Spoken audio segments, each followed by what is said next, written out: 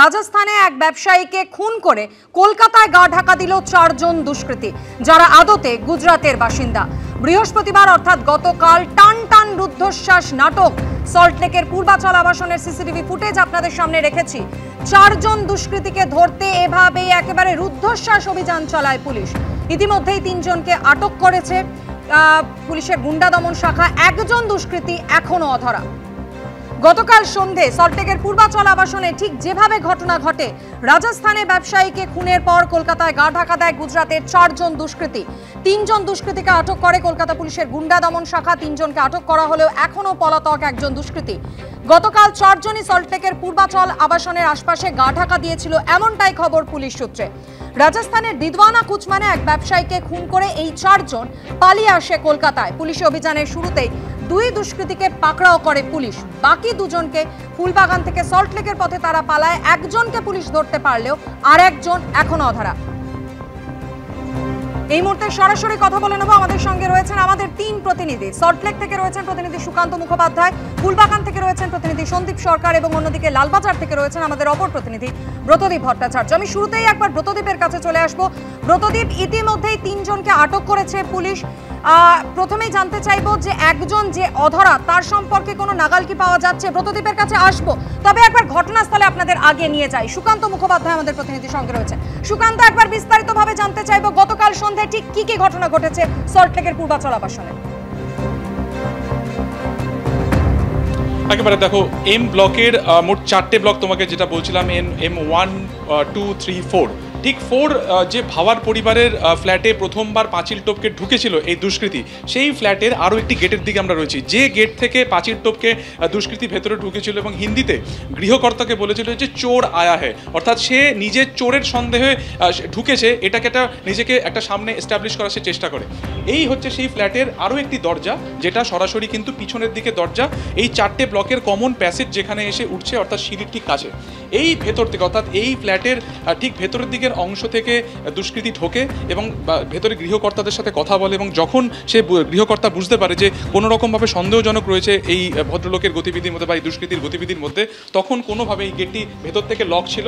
ফ্ল্যাটের ভেতর ঢোকার পরে এই দরজা খুলে সে দুষ্কৃতী বাইরে আসে এবং এই যে কমন প্যাসেজ রয়েছে, অর্থাৎ এই যে কমন প্যাসেজ রয়েছে, সেই কমন প্যাসেজ থেকে কিন্তু সিঁড়ি থেকে উপরের দিকে চলে যায়। এবং ওপরে সিঁড়ির দিকে যাওয়ার পর কিন্তু সেখানে যে কাঠের গেট রয়েছে, সেই কাঠের গেট ভেঙে সেই দুষ্কৃতী কিন্তু ছাদের মধ্যে চলে যায়। ফলত প্রশ্ন উঠছে নিরাপত্তা নিয়ে। আবাসিকের যারা বাসিন্দারা রয়েছেন তারা কিন্তু পরিষ্কার যেটা বলছেন যে হাতে যদি তার কোনো আগ্নেয়াস্ত্র থাকতো তাহলে সেক্ষেত্রে কিন্তু ভয়ঙ্কর ঘটনা ঘটে যেতে পারতো। সেই ভাওয়ার পরিবারের একজন মহিলা রয়েছেন, একটু কথা বলে নেবো। আপনি ছিলেন কত? হ্যাঁ ছিলাম, কিন্তু আমি আমার ছেলেকে পড়াচ্ছি এই অবস্থায়, ভিতরের ঘরে রয়েছি। প্রচণ্ড জোরে একটা গ্রিলে কেউ খুললো, খুব জোরে আওয়াজ করে গ্রিলটা খুললো এবং সেটা ওইভাবে কেউ ঢোকে না আর কি, অত জোরে আওয়াজ করে। এবং ঢোকার সাথে সাথে তার মাঝের ঘরে বাবা বসে আছেন, তার সামনে দিয়ে ফ্র্যাকশন অফ সেকেন্ডে তারা বেরিয়ে যায়। জাস্ট একজন বেরিয়ে গেল, বেরিয়ে গিয়ে আমার হাজব্যান্ড ছিল রান্নাঘরে এবং ওখানে গিয়ে বলে চোর আয়া হ্যাঁ, চোর আয়া হ্যাঁ। এবং বলার সাথে সাথে ও দরজাটা খুলেছে, হাজব্যান্ড হচ্ছে আপনি বেরোন, এখান থেকে যান। এই অবস্থা করে ও 1 সেকেন্ডেই যা হয়েছে পুরোটাই একদম ফ্র্যাকশন অফ সেকেন্ডে এই ছাদের সিঁড়ি দিয়ে ওপরে চলে যায়। সামনের গেট থেকে ঢুকলো আর এই সিঁড়ির গেটটা বেরিয়ে গেল, পিছনের গেট দিয়ে বেরিয়ে গেল। বেরিয়ে গিয়ে এরকম আমি দেখতেও পাইনি, আমি যতক্ষণ ওই ঘর থেকে এই ঘরে এসেছি আমি কাউকে দেখতে পাইনি। এতটা এইটুকুনির মধ্যেই ও বেরিয়ে গেছে। বেরিয়ে যাওয়ার সাথে সাথেই ওই গেটের সঙ্গে সঙ্গে পুলিশরা চলে এসেছেন। এসে বললেন যে ওরা কোন দিকে উঠলো, বলে ছাদের দিকে উঠলো। উনি সঙ্গে সঙ্গে আবার ছাদে উঠলেন এবং সঙ্গে সঙ্গে আমার হাজব্যান্ড এবং এখানে যারা যারা ছিল আর কি, এখানে বাইরেও এক দাদা দাঁড়িয়েছিলেন, সবাই গিয়ে তারা সঙ্গে সঙ্গে সবাই ছাদে উঠলো। এবার ছাদে ওঠার সাথে সাথে আমরা যখন সবাই মিলে বেরিয়ে এসেছি যে ছাদে উঠেছে, ওরা ছাদে উঠেছে, গিয়ে দেখি ছাদে কেউ নেই, কেউ ছাদে ছিল না। ওই সামনের বাড়ির ওরা এই 3 তলার ওই যিনি এসছেন কার্নিশের সোজা হয়ে চুপ করে না নড়ে শুয়ে রয়েছে এবং সেটা আমাদের পক্ষে অন্ধকারে দেখা সম্ভব ছিল না। সামনের বাড়ির 3 তলা থেকে ওরা দেখে বললো যে এরকম কেউ একটা ওখানে শুয়ে রয়েছে। এবং এখান থেকে যখন সবাই যখন চেঁচাচ্ছে চোর চোর করে বা পুলিশরাও চলে এসছে, তখন ওই কার্নিশ বেয়ে বেয়ে বেয়ে আবার ছাদে উঠে যায়। ছাদে উঠে এবং ওখান থেকে ওই ছাদ থেকে ওই ছাদ করে ওই দিকের পাইপলাইন দিয়ে নেমে ছুটে ওই দিক দিয়ে। গেটে কাঠের দরজাটা আমরা দেখলাম ভাঙা, ওকে ভেঙে বাইরের দিকে? কোন গেটে দেখি? একদম ছাদের দিকের অংশ। দেখুন ছাদের দরজা বন্ধ থাকে, ভাঙলে ওই ভেঙেছে আর কি।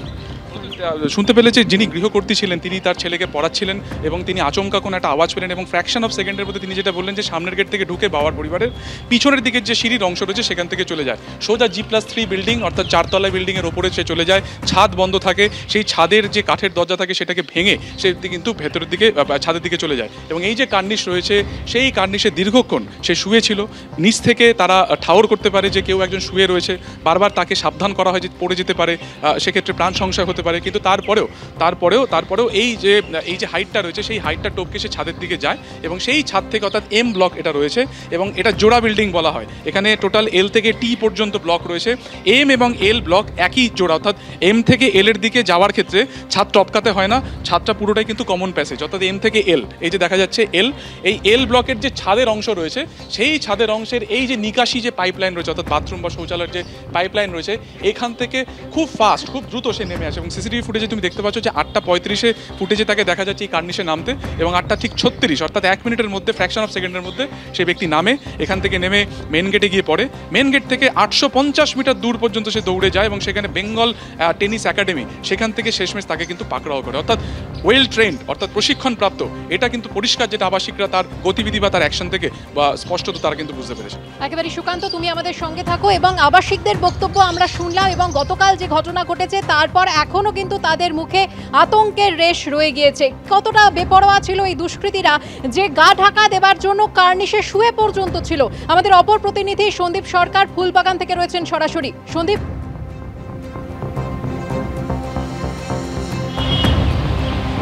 দেখো যে জায়গাতে দাঁড়িয়ে রয়েছি এই জায়গাটাই হচ্ছে সল্টলেকে ঢোকা এবং কলকাতা পুলিশের ফুলবাগান থানার যে এরিয়া শুরু হচ্ছে তার একটা সংযোগস্থল। এই যে রাস্তা তুমি দেখতে পাচ্ছ একেবারে EM বাইপাস ক্রস করে এই রাস্তা সরাসরি চলে গেছে পূর্বাচল আবাসনের দিকে। যে পূর্বাচল আবাসনের কার্নিশে ওই গুজরাট থেকে আসা দুষ্কৃতী, রাজস্থানে খুন করে আসা সেই দুষ্কৃতী এই রাস্তা দিয়ে সোজাসুজি চলে গিয়েছিল পূর্বাচল আবাসনের দিকে। কিন্তু তার আগে কলকাতা পুলিশের ফুলবাগান থানা চত্বর থেকে, ফুলবাগান থানা এলাকা থেকে আরও 2 দুষ্কৃতী কিন্তু তার আগে ধরা পড়ে গিয়েছে। আমি যেখানটাতে রয়েছি একেবারে EM বাইপাসের উল্টো দিকে যে সার্ভিস রোড রয়েছে সেই সার্ভিস রোডের আশপাশ থেকে তাদেরকে ধরা হয়। এখনও পর্যন্ত মোট 3 জন ধরা পড়েছে। একজন হচ্ছে গণপত গুর্জার, একজন মহেশ গুর্জার এবং একজন ধর্মেন্দ্র গুর্জার। এই 3 জনকে পুলিশ এখনও পর্যন্ত গ্রেফতার করেছে। এই 3 গুর্জার, তার সঙ্গে আরও একজন ছিল যার এখনও পর্যন্ত খোঁজ পাওয়া যায়নি। তাদেরকে প্রথম ইন্টারসেপ্ট করা হয় কলকাতা পুলিশ এরিয়াতে। ফুলবাগান থানার পেট্রোলিং টিম তাদেরকে ইন্টারসেপ্ট করে এবং তারপরে 2 জনকে ধরা হয় হচ্ছে ফুলবাগান থানা চত্বর EM বাইপাস লাগোয়া ফুলবাগান থানা এলাকার একটি জায়গা থেকে এবং সেখানে একটি শৌচাগারের আশপাশে তারা ছিল, সেখানে প্রথম তাদেরকে ইন্টারসেপ্ট করা হয়। সেখান থেকে 2 জনকে আটক করে কলকাতা পুলিশ এবং বাকি যে 2 জন ছিল, বাকি 2 দুষ্কৃতী তারা EM বাইপাস টপকে এই রাস্তা দিয়ে একেবারে সরাসরি সল্টলেকের দিকে ঢুকে যায় এবং একদম প্রথমেই পড়ছে পূর্বাচল আবাসন। EM বাইপাস থেকে হায়াত রিজেন্সি হোটেলের গা দিয়ে সোজা গেলে প্রথম আবাসনটাই হচ্ছে পূর্বাচল আবাসন।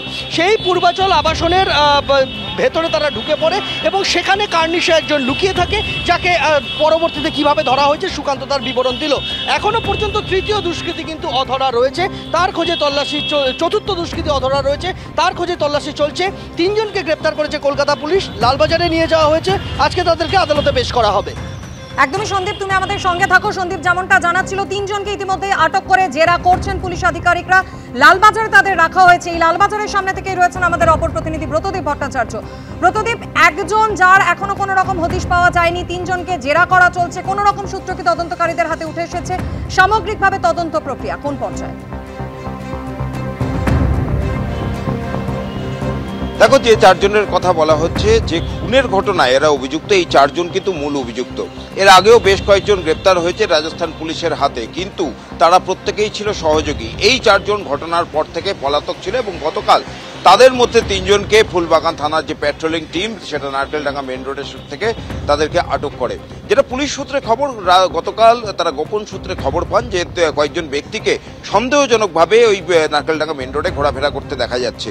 এরপরেই ফুলবাগান থানার সেই প্যাট্রোলিং টিম তাদেরকে ইন্টারসেপ্ট করে এবং ইন্টারসেপ্টটি করা হয় শোভাভূমির সামনে নারকেলডাঙ্গা মেন রোডের ওপর। এবং যেটা পুলিশ সূত্রে খবর, তাদেরকে আটকে যখন পুলিশ জিজ্ঞাসাবাদ শুরু করে তাদের কথাবার্তা অসংলগ্ন ছিল, অর্থাৎ তারা কোথা থেকে এসছে, কী কারণে এসছে, এই সমস্ত প্রশ্ন করা হলে এক একজন এক এক রকম উত্তর দিচ্ছিল। তাদের মধ্যে কেউ বলে যে তারা গাড়ি কিনতে এসছেন, তখন যখন পুলিশ তাদের জিজ্ঞেস করেন যে তারা গাড়ি কিনতে এসছেন তাহলে সে কোন শোরুম থেকে কিনছেন সেই সমস্ত নথিপত্র দেখাতে পারেন না। তারপর তারা বলেন তারা হুগলি যাবেন, হুগলি কোথায় যাবেন সেই প্রশ্নের কোনো সঠিক উত্তর দিতে পারেন না। এবং তারপরে তারা বলেন যে বৈদ্যনাথ মন্দিরে পুজো দিতে যাবেন সেই জন্য এসছেন। এই ধরনের দীর্ঘক্ষণ যখন তাদের জিজ্ঞাসাবাদ করা হয় তখন এই তিনজনের মধ্যে, অর্থাৎ মহেশ গুর্জার, গণপত গুর্জার এবং ধর্মেন্দ্র, এই তিনজনের মধ্যে একজন সে ব্রেক করে যায়, সে কেঁদে ফেলে পুলিশের এই জিজ্ঞাসাবাদের মুখে। এবং তখনই ধর্মেন্দ্র নামে যে দুষ্কৃতী ছিল সে তখনই সেখান থেকে ছুট দেয়। কিছুক্ষণ আগে আমার দুই সহকর্মী সুকান্ত এবং সন্দীপ যেটা দেখাচ্ছিল, এবং ওই সভাভূমির সামনে থেকে সে দৌড় দিয়ে রাস্তা পার করে ঠিক চলে যায় সেই পূর্বাশা আবাসনে এবং সেখানে গিয়ে গা ঢাকা দেয়। এবং সেই ঘটনাক্রম সুকান্ত জানিয়েছে, যদিও পরবর্তীতে তাকেও পুলিশ আটক করে নিয়ে আসে এবং তিনজনকে এই মুহূর্তে লালবাজারে রাখা হয়েছে। এই যে খুনের মামলা, অর্থাৎ যে খুনের মামলায় তারা অভিযুক্ত, তাতে আরেকজন চতুর্থ অভিযুক্ত রয়েছে যার নাম জুবের আহমেদ। তার কিন্তু হদিশ এখনো পুলিশ পায়নি এবং তার খোঁজে তল্লাশি চলছে। এখন পুলিশ যেটা জানতে পেরেছে যে পশ্চিমবঙ্গে আসার আগে এই অভিযুক্তরা এর আগে ছত্তিশগড় গেছিল, অন্ধ্রপ্রদেশ গেছিল এবং তারপর সেখান থেকে এখানে চলে আসে কলকাতায়। এবং তাদের মূল উদ্দেশ্য ছিল, যেটা এখনো পর্যন্ত পুলিশ তাদের জিজ্ঞাসাবাদ করে জানতে পেরেছে, যে এই খুনের ঘটনার পর থেকে তারা পালিয়ে বেড়াচ্ছিল এবং তাদের কাছে যে টাকা ছিল সে টাকা প্রায় শেষ হয়ে এসেছিল। সেই কারণে তারা কলকাতায় এসেছিল কোনো কাজ খুঁজতে। এখানে কাজ খুঁজে কিছু টাকা সঞ্চয় করে তারপর আবার গা ঢাকা দেওয়ার জন্য অন্য কোথাও যাওয়ার তাদের পরিকল্পনা ছিল। কিন্তু তার আগেই যখন স্থানীয় বাসিন্দাদের থেকে সূত্র মারফত পুলিশ খবর পায়, গতকাল তাদের নারকেলডাঙ্গা মেন রোডে পুলিশ আটকায় এবং অসংলগ্ন কথাবার্তা এবং সন্দেহজনক গতিবিধির জন্যই তাদেরকে আটক করা হয়। এবং তারপরেই পুলিশ জানতে পারে যে তিনজনকে তারা আটক করেছেন তারা রাজস্থানের এক ব্যবসায়ীকে খুনের মামলার প্রধান অভিযুক্ত। এবং এই তিনজন ছাড়াও আরও একজন রয়েছে জুবের আহমেদ, তার খোঁজেও কিন্তু তল্লাশি চলছে। ইতিমধ্যেই যে কুচাবাদ থানার ঘটনা, সেই থানার পুলিশ তারা রওনা দিয়ে দিয়েছেন কলকাতার উদ্দেশ্যে। তারা লালবাজারে আসবেন এবং এই লালবাজারের সেন্ট্রাল লকআপে, যেখানে তিনজনকে আপাতত রাখা হয়েছে, সেখান থেকে আদালতে পেশ করে তারা রাজস্থান নিয়ে যাবেন, এমনটাই জানা যাচ্ছে। অবশ্যই এদিকে আমাদের নজর থাকবে, প্রতি মুহূর্তের আপডেটস আপনাদের দিতে থাকবো। আপাতত ব্রতদীপ, সন্দীপ, সুকান্ত, ধন্যবাদ তোমাদের।